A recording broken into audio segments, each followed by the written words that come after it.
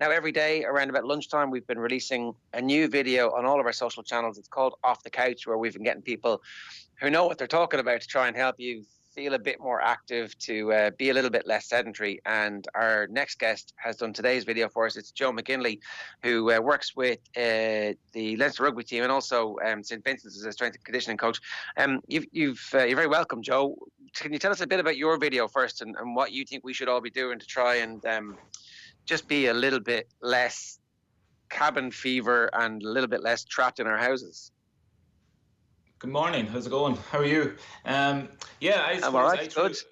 Good. I threw in a video, I suppose, from an athlete's perspective. One of the big concerns, I suppose, a lot of the athletes might have during this period, especially with the uncertainty of time, is just the loss of strength and speed, and maybe even lean mass or muscle mass, depending on what sport they're involved in. So I suppose I put a focus on that, and threw a video together and just kind of reiterate the important factors of maintaining those attributes, which is sprinting for speed and power and strength, and plenty of work and keeping the muscle working with good quality time under tension and load from trying to preserve a lean mass. So that's the approach I took.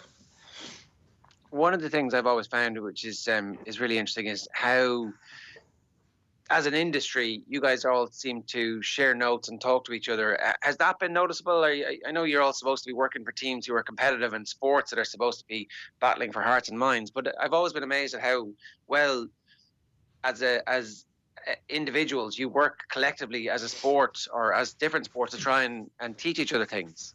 I think that's very true, and I think that's happening quite a bit lately. I think even within the RFU family itself, and within the provinces, and just across clubs and S&Cs in general, I think we're sharing a lot of information, and it's a great place to be. We're all fighting the same battle. It's a very uncertain period and a very worrying period for a lot of people. And I think if you can just add value and share your knowledge, and if you're in a position to do that in any shape or form, please do it. Because I suppose other people have more challenging jobs in this period, the people that are on the front line. And I suppose it'll just give you some focus to, if you can share information or chat to a young coach and help him out, or even chat to an older coach and help yourself out. I think it gives you something to do and something to focus on yourself during this period. And so are you noticing fairly similar issues cropping up from different sports, kind of irrespective of whether or not it's the guys that you're dealing with on a day-to-day basis? But like, would inter-county squads be having the same issues that you guys are having with the international football team and Premier League teams, all be having exactly the same issues for their athletes? Yeah, I'd imagine so. And it's very hard. Like most coaches would plan from a kind of a work back model, where they take a starting date or a first game and work back from that. And I know that's very difficult because we don't know the timeline, and that definitely is a challenge. It must be a challenge for everyone. It's a challenge for me. So I'm just thinking it must be a struggle, and it's just hard to know what to do or how to advise the players, during that period. And I think it's, as long as we take a common sense approach and kind of put the family and put the community first, focus on that. And then I think at this stage, in my opinion anyway, it's probably just from a mental health well-being that players should exercise if they're in a position to exercise, or if they're in a position to go for a run or do a circuit outside, But those with families and those with kids, or those maybe trying to help manage somebody or cocoon a vulnerable person, it's going to be difficult for them to do that, So I wouldn't stress it either. I think, we're potentially looking down the barrel of a couple of weeks or maybe even more off. So it's not something I would fret too much, So if anyone is in that position, I wouldn't worry too much. I think, stick to your normal routine of what you're doing. Exercise, 15 minutes to 30 minutes a day if you can, if you have time, but it's minimal dose that you're going to be looking for during this period. And don't sweat the small stuff. And I suppose in this current situation, the exercise and sport probably is a small thing at the moment, Yeah, it does seem to be important for people's mental health. And I think that applies across the general populace as well. If you can't get out for 10, 15 minutes, 20 minutes, half an hour walk every day, I think certainly, we had Andy Dunn on last week, and he was talking about the physiological impact that exercise has on you, the hormones that it releases. It just actually makes you feel good. It's not psychosomatic. It's a real thing. Yeah. And I think that's certainly something that everybody can learn.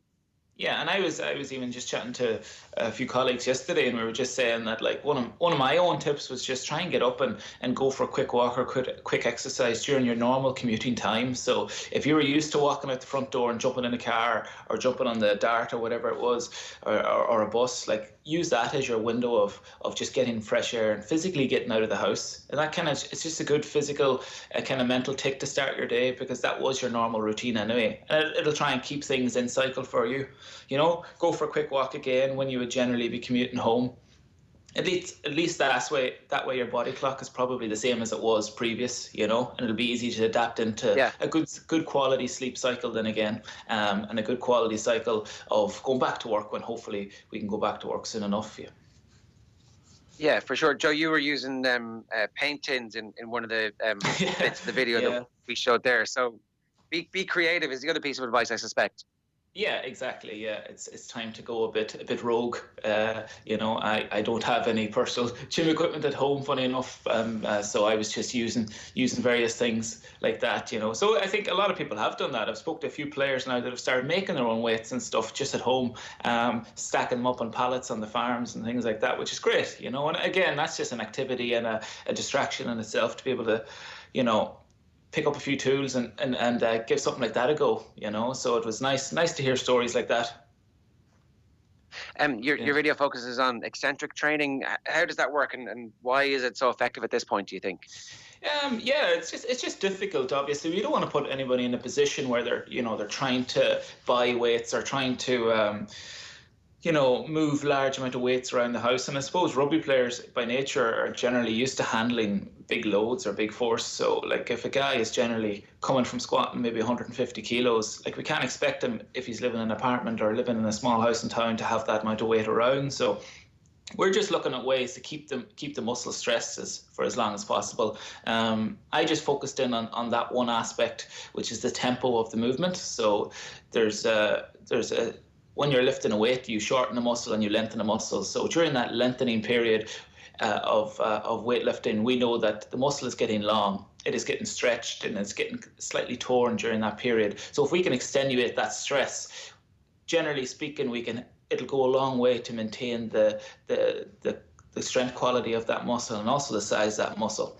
And then it can be done with a slightly lighter weight. You know, the eccentric part of your muscle movement is generally a lot stronger than the rest of the other movements. So that's the one you want to chase for the benefits. So yeah, that's the approach I took. I just thought it was the one easy way around it, you know. Joe, a question for you. When you're looking at the videos that people are putting out, are there common mistakes that people are making when they might have been not used to doing exercise every day? Like, are there mistakes that those of us who are amateurs, who are trying not to be sedentary, are prone to make? Too much stresses? Did I see too many burpee jumps? Was something that somebody was talking about? Yeah. I think a lot of people, I think, look at exercise as just trying to be sore, you know, as in if it was hard, it was good, you know. But I think any fool can make a fool sore at the end of the day. And I think an exercise, from my perspective, is all about adding value to you as a person and to your sport, you know. So I'm always of the opinion with those type of things, less is more, and quality over quantity, you know. So I would do an exercise as you should feel good walking away from it. You shouldn't be crippled the next day, you know. So I think use that as a litmus test. If you get up the next morning and you're pretty sore, can't tie your shoelaces, I think you might have overdone the burpees or stuff yesterday. That would be my general approach to it anyway. Okay, fair enough. And one last question for you: differences between GAA and rugby, is everybody kind of in the same boat at this point, given that, you know, most people? I think so. Everyone, is in the same boat. You know, I suppose for like my role in Leinster is head of fitness for the academy. So I suppose it's slightly different concern or slightly different training stimulus compared to maybe an intercounty footballer or hurler or even a senior rugby player, where their focus is on development and maybe getting a little bit bigger and globally stronger. And I suppose their priority now is try and hold on to that.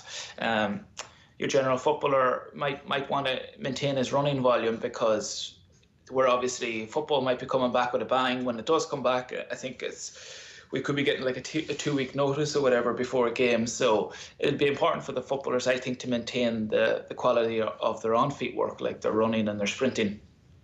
So that's not a big shock to the hamstrings or calves when we have to go back training, and then mixing in, obviously trying to going back to work during that period as well, where you could be on feet at work suddenly, and then on feet trying to train on a football field suddenly. And when that all comes together, I suppose you want to have a little bit of mileage in the legs during that period. So I like to train in absolutes, and what I mean by that is a good quality speed session to maintain the speed, and a good quality aerobic session to maintain your on-feet loads. So I would be thinking, doing sprints of like 10 meters, 20 meters, 30 meters on one day, and that session lasting half an hour, and then a steady run on another day, which is lasting about 5 kilometers, 3 to 5 kilometers, whatever your normal running range is, and then a good quality strength session in the middle of it. I don't think at this stage footballers should be out, or any sport person should be out hammering themselves. You know what I mean? Just keep all the qualities ticking over. Would be my opinion. All right, that's very simple to understand advice, and it seems like very good advice as well. Joe, you've been great with your time. Thanks a million, and best of luck with putting this time in. On a personal level, is this a kind of good opportunity to kind of, we had Michael Quirk earlier on talking about using this to brush up on his academic stuff and kind of just see what else is out there in the world. Is that what you're doing too?